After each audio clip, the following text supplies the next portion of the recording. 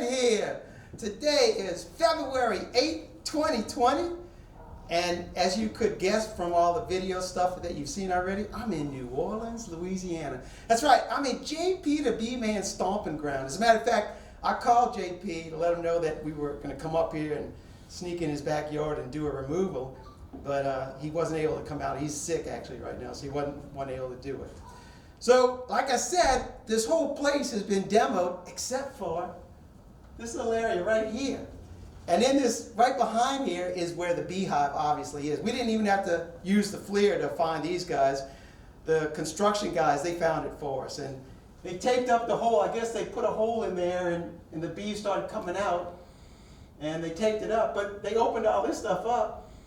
The bees could come out. But anyway, it is what it is. And they left that for Mr. Ed and Charlie, he's back there behind the camera, to go ahead and straighten this thing out, take the bees out, vacuum them, and by the grace of God, bring them up to the Abbey and let them start a new life up in the Abbey. Oh, one more thing, well, two more things before we got.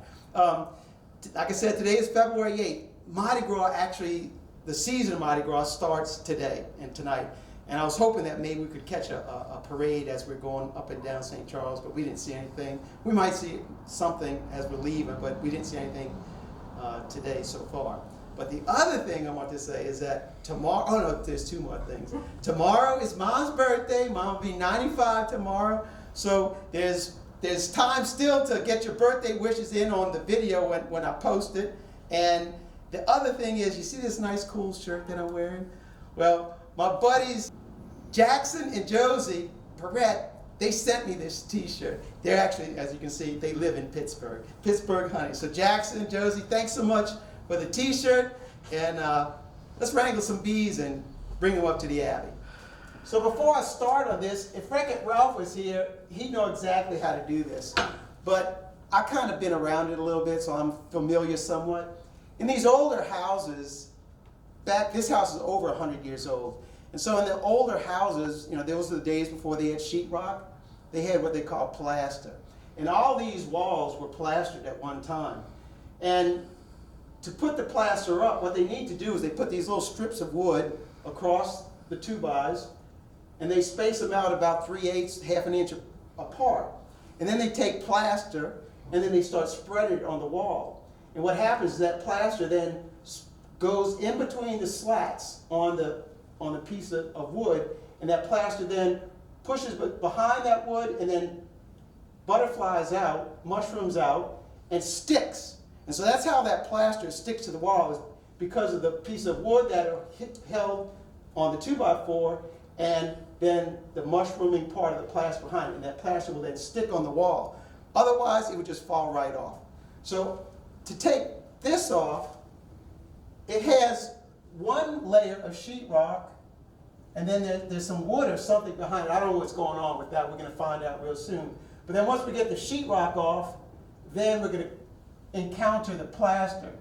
And with that, I'll probably just have to use my hammer and break it apart to get it off. And then we'll get to the lath strips, which are the little piece of wood, they call them lath strips. We'll get to those and cut them off. But regardless, that comb is attached to both that plaster on the back side of this, as well as to the siding on the side of the house. And Charlie, zoom in and show the wax right here. So you can see where the wax is attached to the siding of the house. This is the outside of the building right here. This is the siding of the house. And this is old cypress siding, which is very common back when they built these houses. But there is no insulation in the wall right now, but I've been reassured that when they do the reconstruction of this, they're going to do spray foam insulation and all this, which is really going to help not allow another set of bees to move into this space, because they're going to fill the space up with foam. So with hammer and claw, I'm going to see if I can get busy. And hopefully I won't have to light the smoker, but we're going to find out real soon.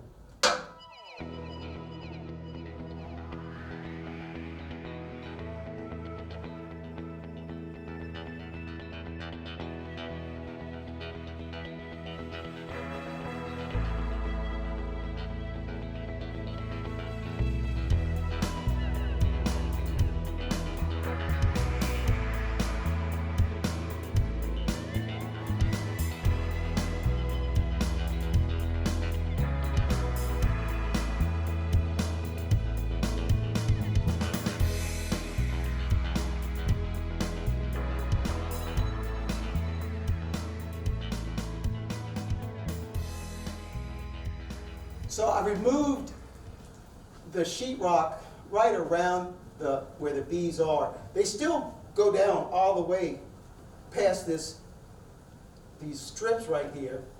But what I want to do is I want to start the vacuum and vacuum the number of bees down, because if I pull this piece of sheetrock off right here, it's attached to all that comb, and that honey's going to start dripping, and I do not want to get a honey mess on our bees.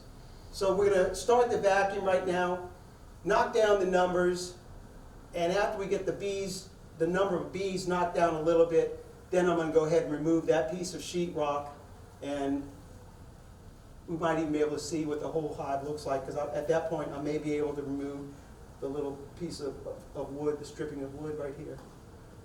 All right, so let's vacuum some bees. As I said with the bee vac, and I was explaining to Madeline how the bee vac works, and what happens is we have a regular vacuum head, and it pulls a vacuum through our bee box right here. And in the box, we have frames. And these frames are placed in here, not because we think it's a bee box, but really because as the bees are vacuumed into the hole right here, this gives them a place to hang on to. The bees will hang on to all this plastic stuff. And then to make sure that the bees only stay in there, we have a screen board that we put between them and the vacuum head.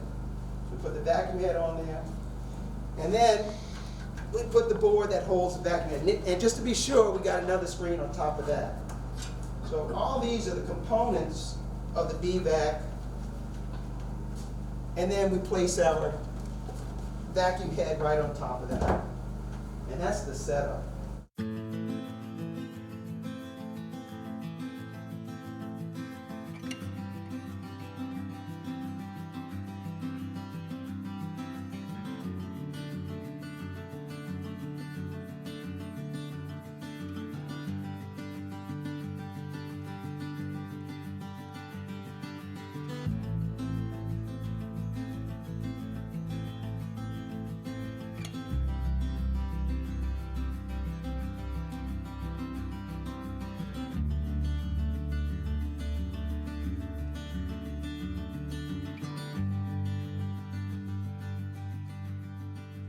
If you notice all the bees right here, I'm going to leave these bees right here because they're going to clean up all that honey that I just cut off of there.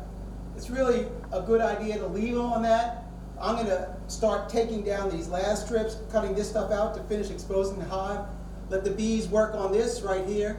I see in this corner right here, the bees are migrating through the wall. I see them crawling right now, and they're starting to cluster right on this point right here. And I got my fingers crossed that our queen's going to decide to come over here as well. And here it is, after 45 minutes or so of vacuuming and pulling off some more lath strips, we got a complete exposed hive. Very nice. The thing's got to be 3-4 feet long, 16 inches wide. And you'll see 3 clusters of bees. This cluster right here, that's where our brood is located. That cluster right there, that's where our honey is located. And that cluster right there, that cluster I think is where our queen is. And I want to tell you about this stuff right here. This is the plaster that seeped between the lath strips. And that's what actually will hold the plaster to the strips, is that plaster, when it mushrooms out behind the strips, that's what will stick to the plaster will stick because of that. And you can see the bees have attached to the back piece of this, which makes that very, very difficult to remove the hive at that point. But we got lucky and we were able to remove it. Got the hive all exposed in one piece. I'm actually kind of surprised. All right, I'm going to vacuum some more bees, start cutting comb. So I want to point out, remember I said I left those bees on this area right here to dry that honey up, to suck it up.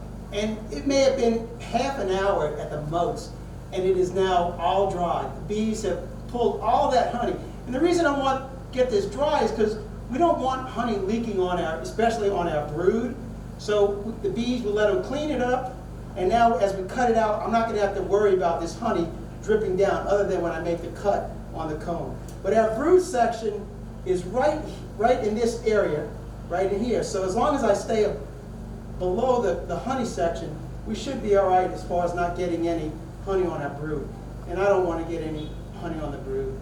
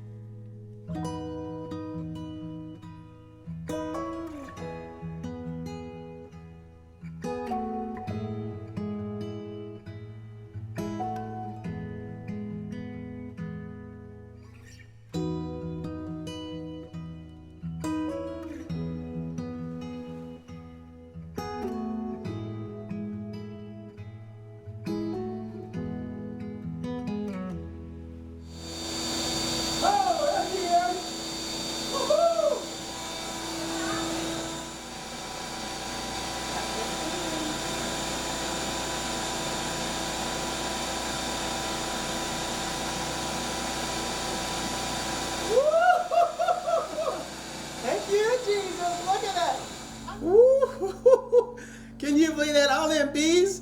And look what we got right here, folks. Queenie girl. Thank you. Oh, yes. Good shot. Oh, she's beautiful.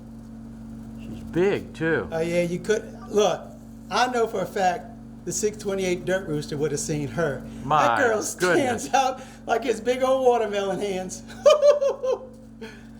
Thank you, Jesus. So now we're going to go ahead and, now we got the queen, I can just vacuum bees and just move along so much faster. So we're going to go ahead and finish wrapping this thing up now. Well, folks, guess what ain't there no more? That's right.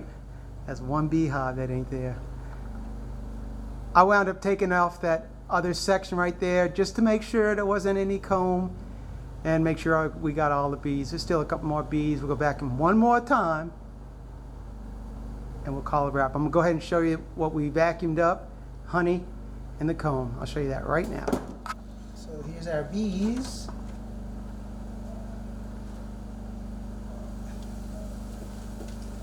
Now that's impressive. We'll get them stirred up. We're going to put our queen on her. And you'll really see these bees come to life.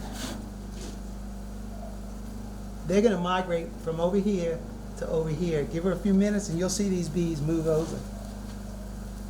And if you were standing right here, you could smell the bees. It may make you cough too.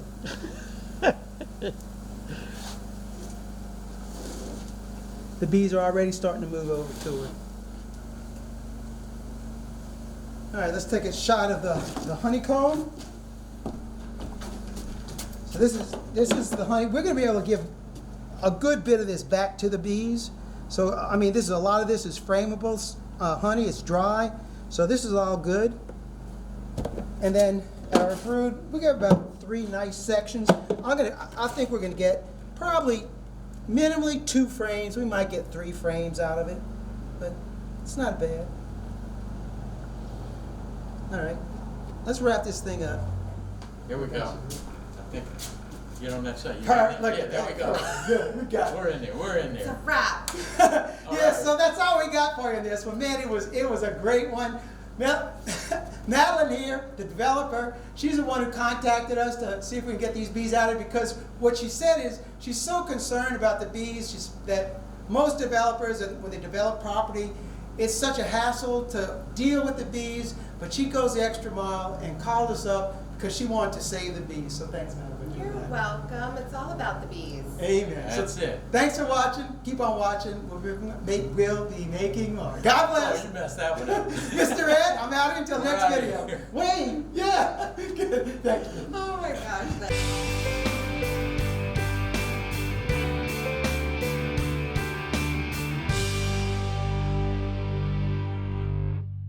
Hey, Ma.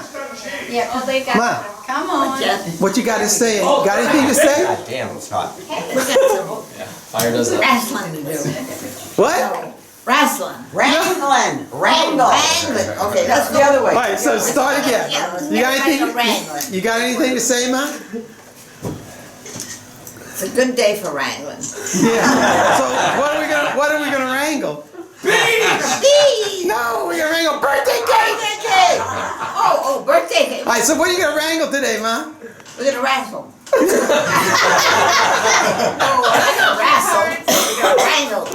What are we gonna wrangle? Bees! Birthday cake. Yeah, we're gonna wrangle what? Wrestling birthday. That's the birthday cake. Happy